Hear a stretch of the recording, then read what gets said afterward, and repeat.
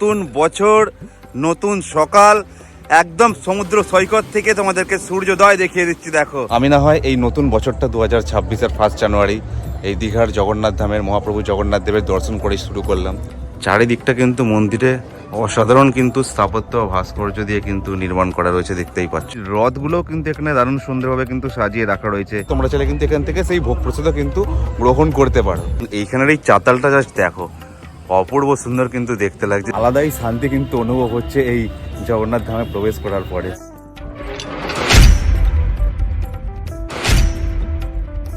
Hello বন্ধুরা, তোমরা সবাই কেমন আছো? আশা করছি ভালোই আছো। This is Pintu, welcome to my channel and welcome to brand new blog. 2026 already পড়ে গেছে। আজ 1 জানুয়ারি 2026, মানে নতুন বছর, নতুনভাবে শুরু, নতুন পথ চলা।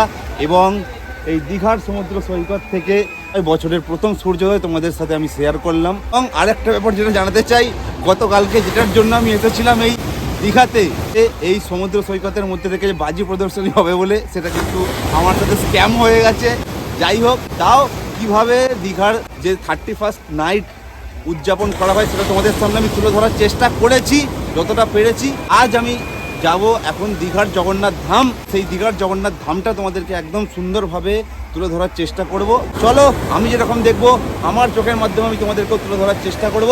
যাওয়া যাক দীঘার জগন্নাথ ধাম। চলো, এবার আমি তোমাদেরকে দেখিয়ে দিচ্ছি 2026-এর নতুন বছর, নতুন সকাল, একদম সমুদ্র সৈকত থেকে তোমাদেরকে সূর্যোদয় দেখিয়ে দিচ্ছি। দেখো,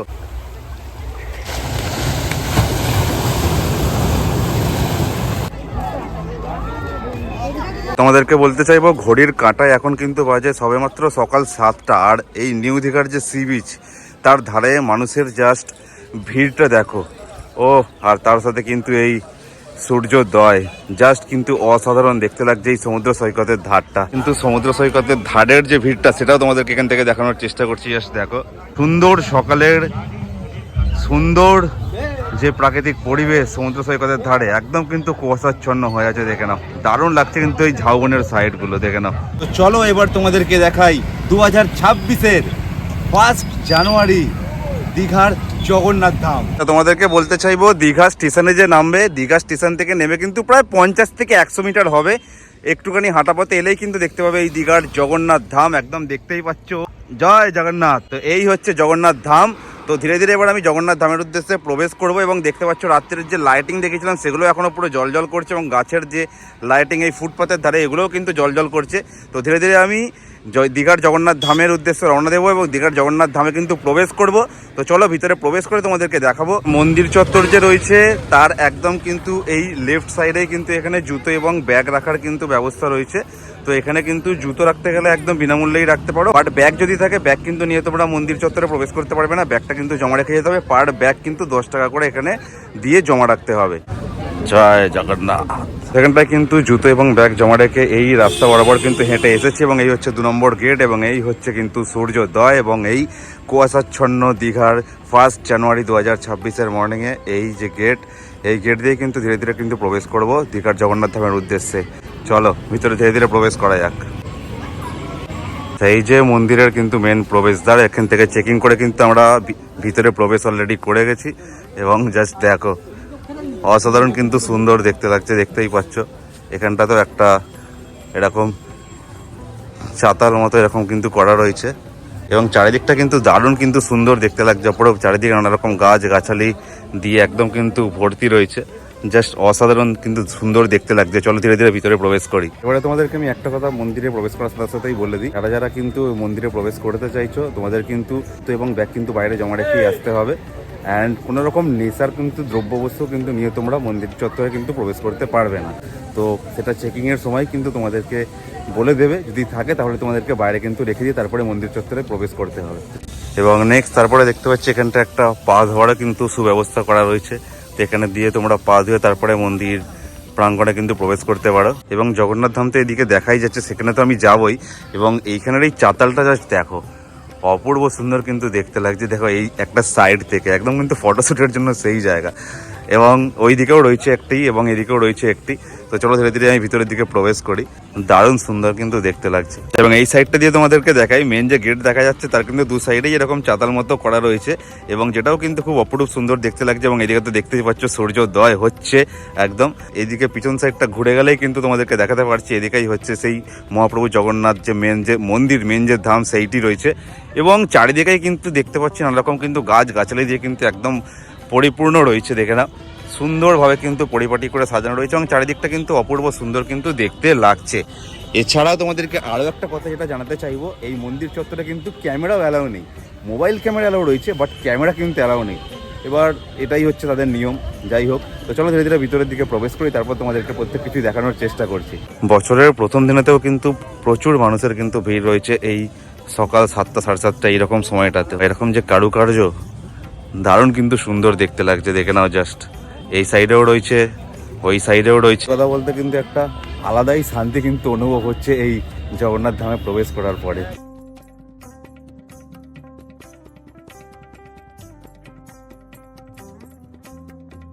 চলো ধীরে ধীরে ভিতরের দিকে প্রবেশ করছে। এইখানে আবার লেখা রয়েছে, দেখে নাও, সাদা মেঝে খুব পিচ্ছিল, ধীরে ধীরে চলুন। তো যাই হোক চলো, একদম কিন্তু পুরো যে মন্দির চত্বর একদম কিন্তু এই মার্বেল পাথর দিয়ে কিন্তু এই মেঝেটা রয়েছে। তো যে কারণে একটু সাবধানে চলাফেরা করতে হবে আর কি। মেন যে মূল যে মন্দির সেদিকে তো প্রবেশ করবই। এবং সামনেটা দেখতে পাচ্ছি একটা এরকম স্তম্ভ মতো করা রয়েছে, যেখানেও সবাই অনেকে ফটো তুলছে। প্রথমে আমি ওই সাইডটা একবার তোমাদেরকে ঘুরিয়ে দেখিয়ে দিই, তারপরে মেন যে মূল যে মন্দির সেদিকে তো আমি প্রবেশ করবই।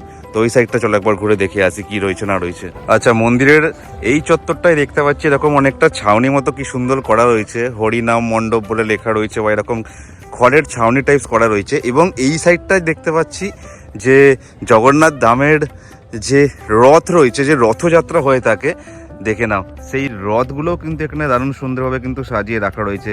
জগন্নাথ, বলরাম, সুভদ্রার যে আলাদা আলাদা যে রথ রয়েছে সেই রথগুলো সুন্দরভাবে সাজানো রয়েছে। তো চলো ধীরে ধীরে এবার আমি মেন যে জগন্নাথ মহাপ্রভুর যে গর্ভগৃহ তার মধ্যে ধীরে ধীরে প্রবেশ করি। চলো।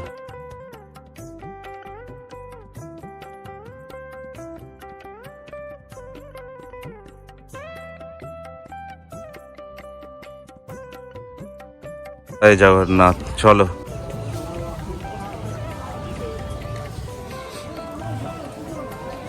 মেন যে প্রবেশদ্বার সেখান থেকে আমি অলরেডি কিন্তু প্রবেশ করে গেছি, দেখতেই পাচ্ছ। এবং তার ভিতরটা হচ্ছে খানিকটা এইরকম। ও দারুণ সুন্দর কিন্তু দেখতে লাগে চারিদিকটা, দেখতেই পাচ্ছ।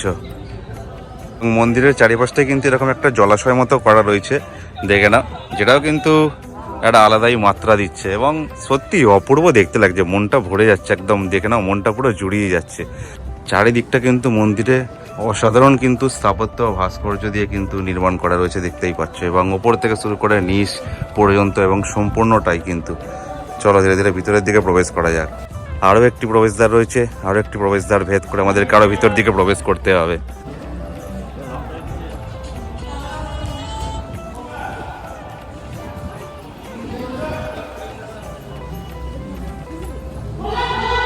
দ্বিতীয় আরও এক যে প্রবেশদ্বার, সেখান দিয়ে প্রবেশ করার পরে এরকম সুন্দর খানিকটা কিন্তু মন্দিরের যে মূল যে প্রবেশদ্বার দেখা যাচ্ছে। এবং চারিদিকটাই কিন্তু দেখতে পাচ্ছি অসাধারণ সুন্দরভাবে সাজানো এবং অনেকটা বড় কিন্তু জায়গা নিয়ে এই দীঘার জগন্নাথ ধাম কিন্তু নির্মাণ করা হয়েছে। দেখে না, একদম কিন্তু একটা মেন প্রবেশদ্বার ছিল, তারপরে একটি, তারপরে কিন্তু এই সুন্দর কিন্তু এই মূল যে প্রবেশদ্বার, যেখানে কিন্তু অলরেডি আমি এসে দাঁড়িয়ে রয়েছি। এবং ক্যামেরা করতে কিন্তু সমস্ত জায়গাতে কিন্তু যেখানে মানা করছে সেখানে আমি তুলে ধরতে পারছি না। তো এই হচ্ছে ব্যাপার। এখান থেকে জাস্ট দেখো কতটা বড় এরিয়া নিয়ে কিন্তু নির্মাণ করা হয়েছে এই দীঘার জগন্নাথ ধাম। এবং তোমাদেরকে যদি একটা ওভারঅল লুক দেওয়ার চেষ্টা করি, দেখতেই পাচ্ছ সেই প্রবেশ করেছিলাম কিন্তু সেইখান থেকে, এই যে মেন যে প্রবেশদ্বার ছিল সেখান থেকে প্রবেশ করে এখানে কিন্তু একটা এন্ট্রি ছিল, তারপরে কিন্তু এখানে আরও একটা সেকেন্ড এন্ট্রি এবং তারপরেই কিন্তু এই মূল মহাপ্রভু শ্রী জগন্নাথ ধাম। ও আর এখানটাও কিন্তু চারিদিকটা কিন্তু দারুণ কিন্তু সুন্দর দেখতে লাগছে, অনেকটা কিন্তু খোলামেলা, এখানটা বিশাল বড় কিন্তু এরিয়া নিয়ে কিন্তু রয়েছে নির্মাণ। তো চলো ধীরে ধীরে ভিতরে প্রবেশ করি, দেখি সেখানে যদি ক্যামেরা করতে পারি অবশ্যই তোমাদেরকে তুলে ধরার চেষ্টা করব।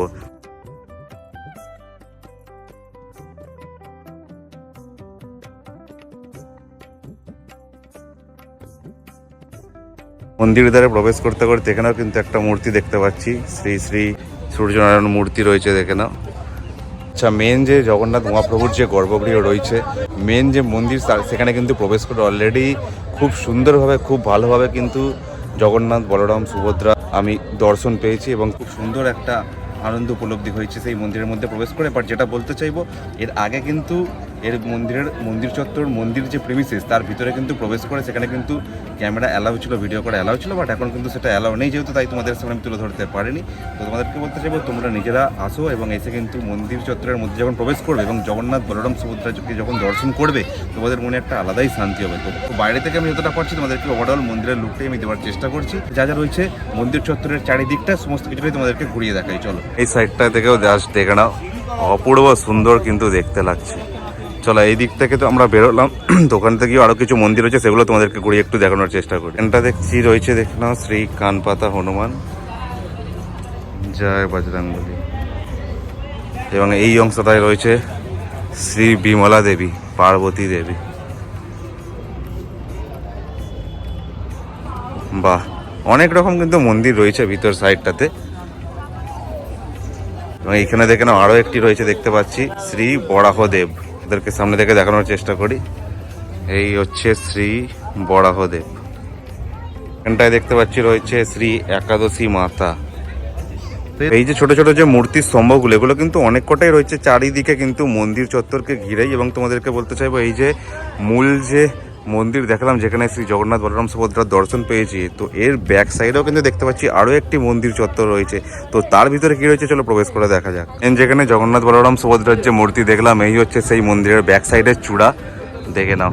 বাহ, অসাধারণ দেখতে লাগছে। এবং সেই মন্দিরের ব্যাক সাইডটা তো এখানে রয়েছে শ্রী নৃসিংহদেব, এই হচ্ছে তার মন্দির, দেখে নাও। চলো এবার ব্যাক সাইডের যে আরো একটি যে মূর্তি রয়েছে, তো সেখানেও ধীরে ধীরে প্রবেশ করি, চলো। প্রবেশ করেছিলাম আমরা, কিন্তু আরেকবার বলে দিই, সেইখান থেকে এবং সেখান থেকে দুখানা এন্ট্রি পথ পাস করে কিন্তু এসেছি এই মেন, এই জগন্নাথ, বলরাম, সুভদ্রা যেই এই মেন যে বড় মন্দিরটাতে রয়েছে। এবং তার ব্যাক সাইডে যে ছোট মন্দিরটা রয়েছে, এখানে বেসিক্যালি চন্দ্রমিত্র দান করা হচ্ছে সেই মহাপ্রভু জগন্নাথ দেবের। তো সেই কারণেই কিন্তু এখানটায় লাইন রয়েছে। এছাড়া তোমাদেরকে টাইমিংটা বলে দিই, এই যে দীঘার যে জগন্নাথ ধাম যে রয়েছে, এটার টাইমিংটা হচ্ছে কিন্তু ভোরবেলা কিন্তু 6টার সময়তেই ওপেন হয়ে যায়, 6টা থেকে দুপুর 1টা পর্যন্ত খোলা থাকে। এবং আবার কিন্তু দুপুরে 3টের সময় ওপেন হয় এবং রাত কিন্তু 8টা অবধি খোলা থাকে। তো এই টাইমিংয়ের মধ্যে তোমরা আসার চেষ্টা করো, এবং এটা স্টেশনের একদম কিন্তু পাশেই, কোনো অসুবিধা হবে না তোমাদের আসতে। তো এই 2026-এর আজ 1 জানুয়ারি, নতুন বছর, নতুনভাবে শুরু, নতুনভাবে পথ চলা।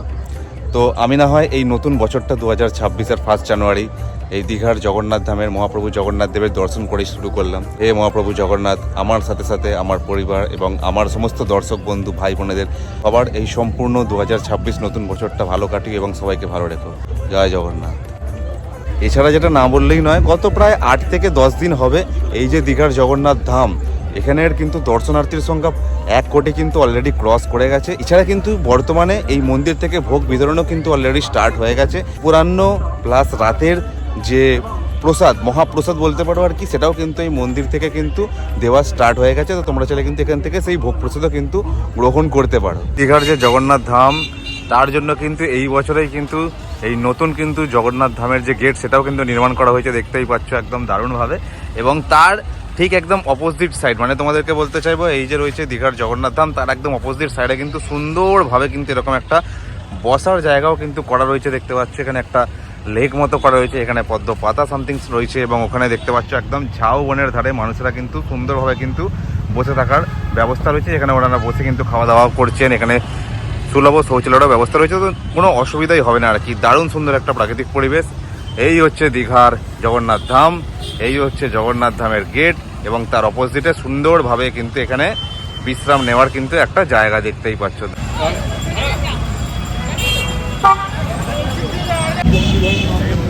এই দেখতে পাচ্ছ 1 জানুয়ারি 2026-এর সকালে দীঘার সমুদ্র সৈকতের ধারে কতটা পরিমাণে কিন্তু মানুষের ঢল, কতটা পরিমাণে মানুষের ভিড়, জাস্ট দেখো। ও সকাল প্রায় 8টা সাড়ে 8টা বাজে, এই সময় দীঘার সমুদ্রের ধারে দেখতেই পাচ্ছ একদম। আরো যত বেলা হবে কি অবস্থাটাই না হবে এই সমুদ্রের ধারে। পুরো তোমাদেরকে দেখানোর চেষ্টা করছি, ওই দেখো সমুদ্রের একদম মাঝামাঝি জায়গায় কিন্তু দেখতে পাচ্ছ একটা প্যারাসুটও কিন্তু উড়ছে, প্যারাগ্লাইডিং হচ্ছে। ও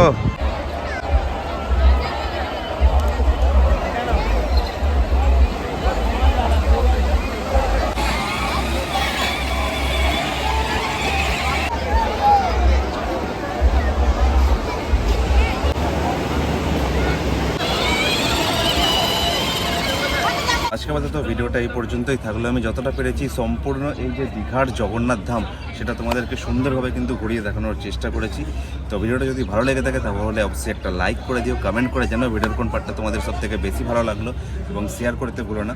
এবং চ্যানেলে যদি নতুন হয়ে থাকে অবশ্যই চ্যানেলটাকে সাবস্ক্রাইব করে সাবস্ক্রাইব বাটনের পাশে যে বেল আইকনটা আছে সেটাও প্রেস করে অল করে দিও, যাতে ইন ফিউচার যখন আমি আর এরকম কোনো ভিডিও আপলোড করবো তোমাদের জন্য, যাতে সবার আগে তোমাদের কাছে নোটিফিকেশনটা পৌঁছে যায়। তো দেখো হচ্ছে এরকমই সুন্দর কোনো একটা ভিডিওর সাথে নতুন কোনো জায়গায় নতুন কোনো লোকে খুবই তাড়াতাড়ি। সুস্থ থাকো, ভালো থাকো, টাটা, বাই বাই, জয় জগন্নাথ।